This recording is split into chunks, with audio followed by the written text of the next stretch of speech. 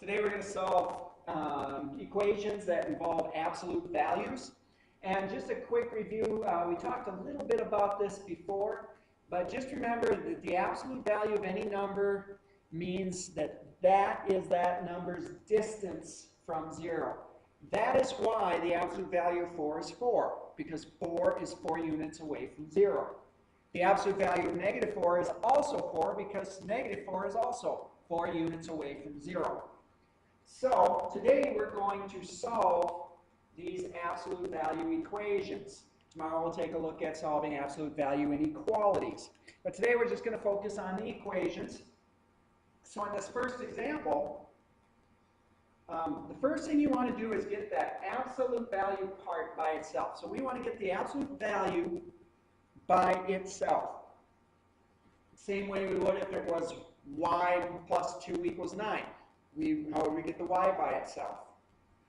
Well, in order to do that, we would subtract 2 from both sides. So that when we do that, we have the absolute value of x is equal to 7. Now, since absolute value means distance from 0, what this remaining equation basically is asking, what number is 7 units away from 0? Well, there are 2 of them. There's one number that is 7 units to the right of 0. This is 0. And we went 7 units to the right.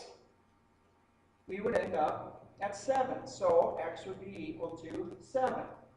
But there is also a number that is 7 units to the left of 0.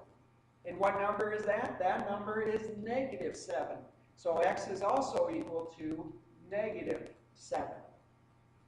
So in this case, x is either equal to negative 7 and 7. Now, if we checked both of those solutions, if we plug negative 7 in for x, the absolute value of negative 7 is 7, plus 2 is 9. It works, so negative 7 must be a solution. If we did the same thing for 7, absolute value of 7 is 7, plus 2 is in fact 9. So 7 must also be a solution to this equation. Now we're going to do the same thing in b. We are going to get the absolute value of n by itself by adding 5 to both sides.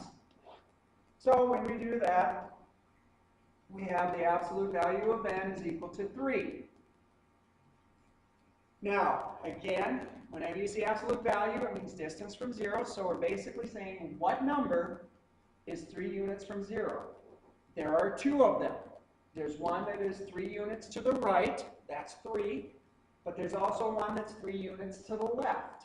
That's negative 3. So n could be 3 or negative 3. And again, to check, if we plug negative 3 in for n, the absolute value of negative 3 is 3, minus 5 is negative 2. And then if we plug 3 in for n, absolute value of 3 is 3, minus 5 is still negative 2. Now, these next 2 examples are quite a bit more involved. So in this first one, we are going to, first of all, get the absolute value piece by itself, as if it were negative 3y plus 12 is equal to 10. To get the y by itself, we would subtract 12, then divide by negative 3. We're going to do the same thing here. We're going to subtract 12. Once we do that, we have negative 3 times the absolute value of 2x plus 9. Notice how I'm not distributing the negative 3 there. Please don't do that. We're going to get the absolute value piece by itself first. And then we would divide by the negative 3. So then 2x plus 9, the absolute value of that is equal to 2/3. Well, again, it's asking what number is 2/3 of a unit from 0. So there is one number that's 2/3 of a unit to the right, that's 2/3, and another number that's 2/3 of a unit to the left, negative 2/3. And then we are just going to get the x by itself in the middle now. So we are going to subtract 9 from everywhere. Okay, again, because we have Three, kind of like those compound inequalities, we have three places there. So, on the left side, we have negative 9 2/3, which, if we wrote as an improper fraction, would be negative 29/3. And on the right side, we would have negative 8 1/3, which would be negative 25/3. And then, I'll erase this piece here.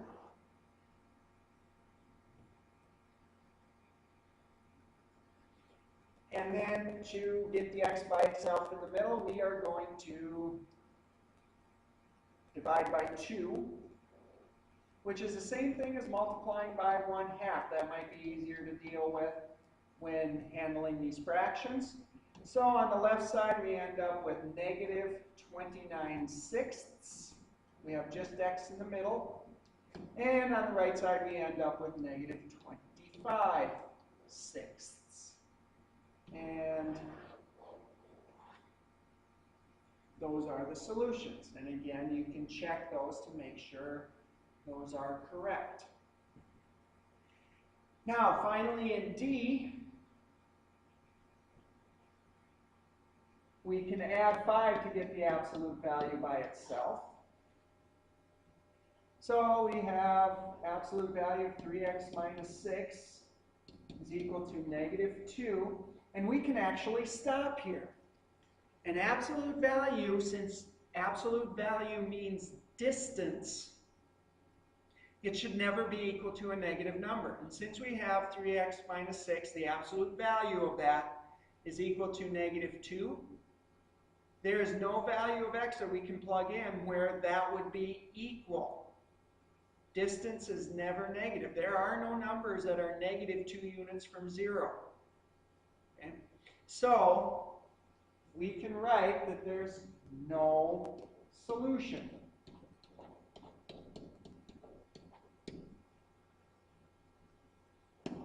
Because absolute value is never equal to a negative number. So there is no solution. Now in tomorrow's videos, we are going to look at solving inequalities that involve absolute values.